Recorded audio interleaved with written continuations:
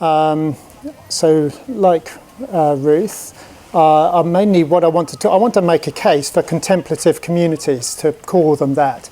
But I think, I'd just like to give you a few of the threads that have interested me, a bit of my observation and experience from living in those kind of communities, and maybe some conclusions that are relevant even if you never live in what might be called a community or a contemplative community. So hopefully there's a few relevant things there. The first thing I want to say is that there are always going to be a minority activity in a society, like people who want to live together and come together around, if you like, some sort of transcendent vision. It's never going to be, the history of the world shows us that. I remember reading a piece of research that suggested that pre-communist Tibet probably had the greatest concentration of people who were living, a contemplative life, monks and nuns, and so on. And that was thought to be something like 7% of the population. So you're unlikely to ever get more than that, I think, people who are willing or able to live that kind of life. But I want to make a case that even if it's a small number of people, they can have a significant impact. Another piece of research that really struck me was, mainly because it had this same figure of 7%, was coming across a book called Stripping the Altars. I think it's by a scholar called Eamon Duffy. And he was looking at pre-Reformation Britain. And he said, actually, there were a huge number of people living in abbeys, in nunneries, convents, monasteries, chapter houses. And I remember having this thought myself, just looking at a detailed ordnance survey maps of just the local area where I lived. And it was full of these, they used that kind of squirrely font to say like historical things, and it would say things like priory, abbey, monastery, and they were actually like right across. Once you start looking for them, you think, my goodness, the country must have been covered by these places. They're a Christian tradition, and most of us wouldn't necessarily relate to them, but for the people of that time, that was all there was available. If you wanted to live a life that had some value and meaning, and some kind of contemplative aspect, that was what was available. There wasn't a kind of like a wide range of traditions and so on available. So and he thought, this scholar thought, that it was as much as 7% of the population in pre-Reformation Britain. I've got no idea what it was in other kind of societies or countries. But he also made an interesting point that most of the people in that time would have been working outdoors, and therefore they would have been aware of the contemplative, the rhythm of the contemplative life. Because a lot of those monasteries and nunneries and so on, they would ring the bells for each of the stages. As they go through the day, they'd have a particular sequence of prayer and work, recitation and so on. And so most people who were working outdoors would be aware of that going on in society. And I thought that was quite interesting. Another thread for me was travelling in India 10 years ago, and it was the 50th anniversary of the mass conversions to Buddhism, that was in 2006, 50 years since the conversions in 1956, and I travelled far and wide. It was exhausting, but also whenever we turned up in a particular town or province, the person I was travelling with would give a talk and so on, and then our local host would say, "Would you like to see our Buddhist ruins?" And everywhere we went in India, I had no idea. I know it was a Buddhist country, and Buddhism eventually died out there, but there was just these everywhere were kind of Buddhist structures. Some of them were these big monastic complexes. Some of them were just like tiny viharas where people had lived probably for centuries. They were just there out in the countryside, in the forest, on top of hills very often. And you begin to get a sense of just how many people must have lived like that. you could often tell how big they were. They would have like these little meditation cells, and that maybe there was like 20 or 30 of them. So you'd think, okay, 20 or 30 people probably lived here at any one time. But I remember going to one in particular where it was 2 hills. The other hill was all bumpy. I couldn't quite work out why. So I walked up the hill and it was covered in stupas, very tiny stupas. In other words, they were the relics probably of the people who had lived in this vihara. But there were like thousands of them on the hillside. So the relation I'm making is that there were 20 or 30 people living there, but there were thousands of these memorials, if you like, to them. So they must have been going on for like generation after generation after generation. So anyway, that was another thread. There's also, I've always been interested in just alternative communities, communities of social protest and rebellion, if you like. And I fit the communities that I live in into that tradition as well.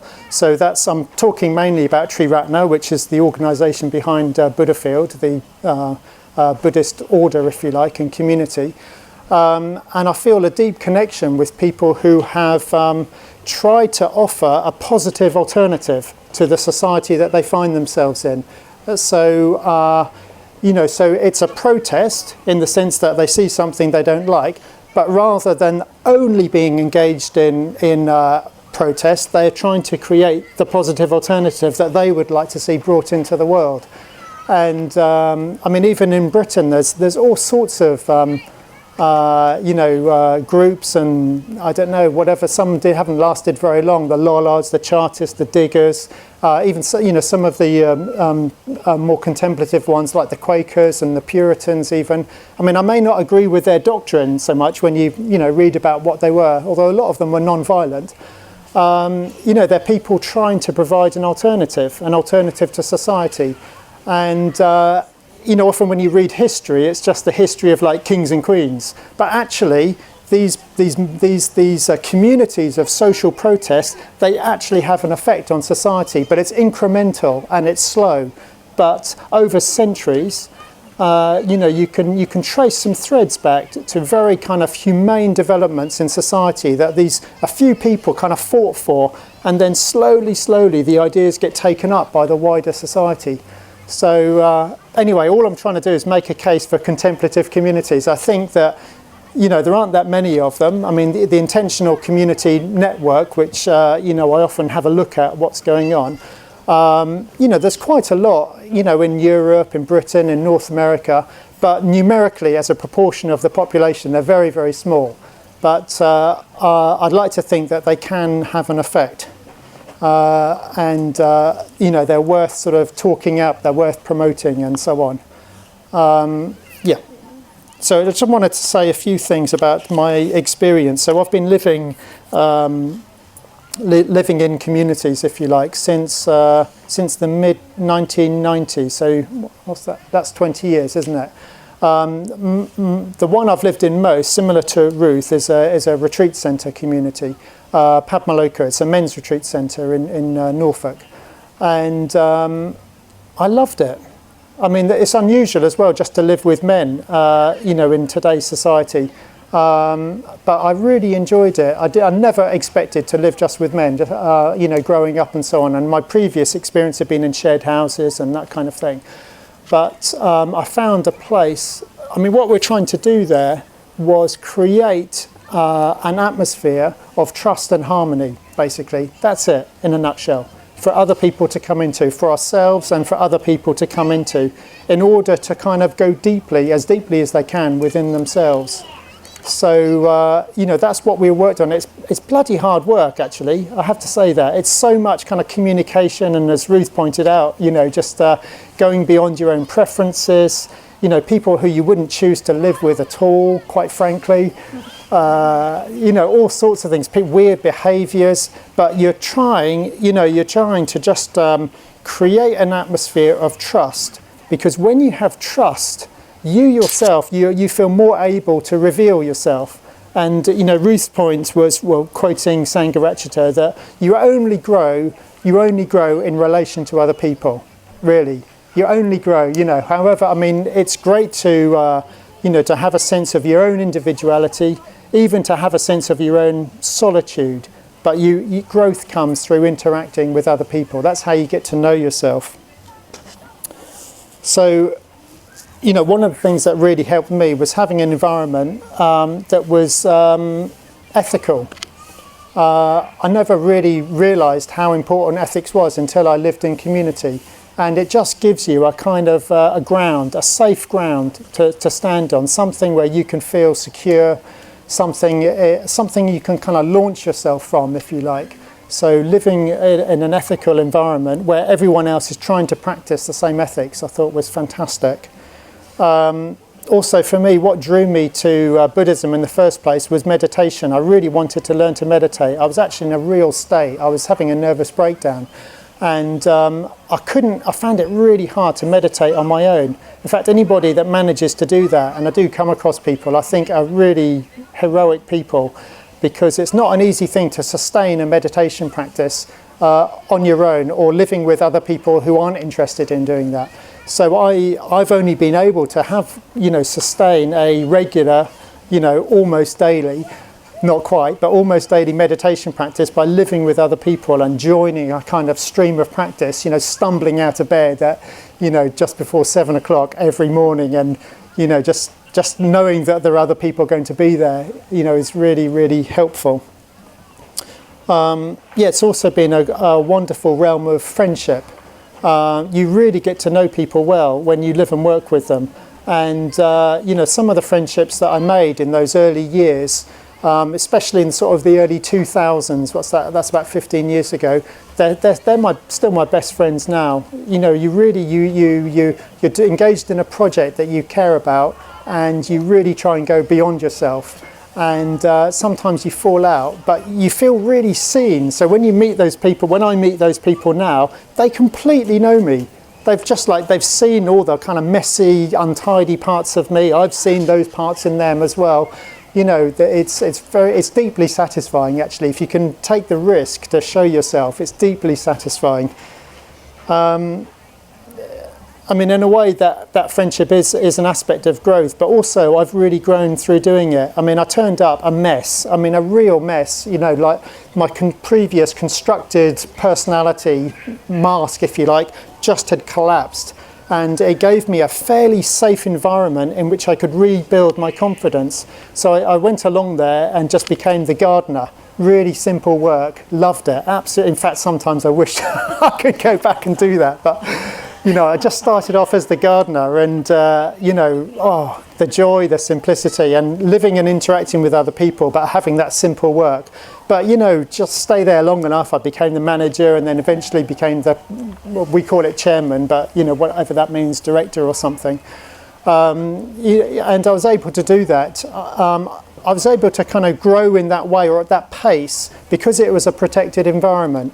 I think it would have been a little bit different if I'd just gone there for like a year and then gone back out into the world, and I was working in the charity sector, just to go and do those things again. So it was very important for me. I think it's really important. I just want to go back to this point of having a transcendent vision.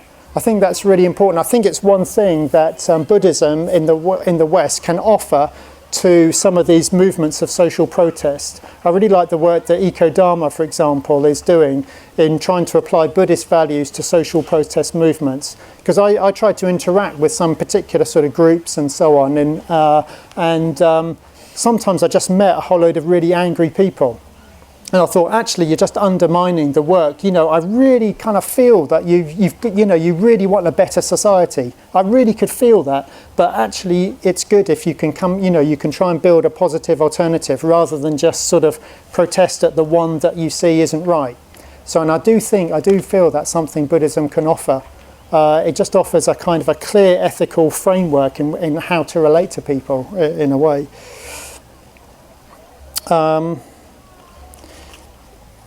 maybe just so we can have a bit of a discussion, I won't say too much more. So conclusions, and as I said, I think these are relevant to even if you never live in community, or you're never able to, or never want to. I think that there are some things which I think I've learned which are really, really helpful. So one of them is essential to try and understand what your own needs are. You know, that is so, so important. Secondly, to be able to then express them. It really, I mean, it's a classic. If any of you have ever done this, you know, non-violent communication, it's like, you know, that's their starting point in that. But it's so important. Understand what your own needs are and have the courage to communicate that to whoever it is you find yourself with, you know, living with or working with or whatever. Because if you do that, people then know where they stand. You know, that's the thing. People know where they stand. I mean, it's almost a step back from that is creating the environment, you know, of trust and harmony in which you feel you're able to do that. That does actually take a bit of work, almost like preparing the ground where you feel able to kind of take a risk, if you like, with other people. But anyway, that's the first thing. The second thing I wanted to say is what I found was living in community. I already had the seeds of all the values that I feel I'm now living. The seeds of them are already there. I don't know where they come from. And that's what I've met in most other people. They actually have an idea of how to live a good life. And I think that whatever environment you find yourself in, try and kind of create, you know, an environment that does reflect your values. Especially a visual environment, I think, you know, like what the place looks like, how you decorate it, what kind of images you have up. I think they have a tremendous impact in just creating a kind of ethos or a kind of culture, even if you like, within your living or working space that reflects what you most deeply cherish. So that's the second thing. The third thing is, if you can't actually find yourself able to live with other people in this kind of way, try and do projects or as much as you can with other people. Like, Ruth mentioned just putting on Buddhafield. There is something about coming together with other people to engage in a project that you care about. You care about it so much that you're prepared to really come up close to people because you care about the outcomes. You know, you're prepared to take the risk, if you like, to show yourself. And you know, and just work for something, some kind of greater purpose, I think.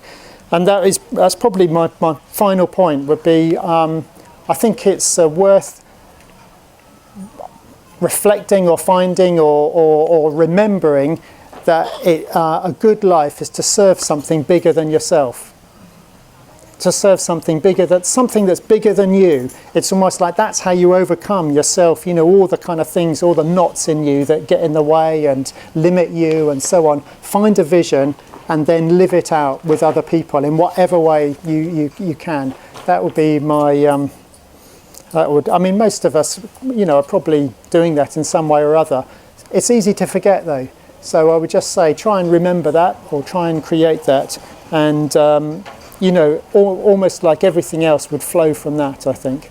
So anyway, there are just a few ideas about, you know, if you can do it in a community, I think it's worth it. But a lot of people can't and a lot of people won't want to. So, you know, come together with other people in as many different ways as you can to do projects for, you know, just short ones, artistic projects maybe for, you know, a week or two or, you know, I think we should have a Buddhist equivalent of the Rio Carnival, where, you know, you develop some kind of, you know, projects that you work on all year round that then comes to fruition for a month every year. We have a big holiday. Anyway, that's maybe going off the point, but I think they're just a few thoughts on communities. Thank you.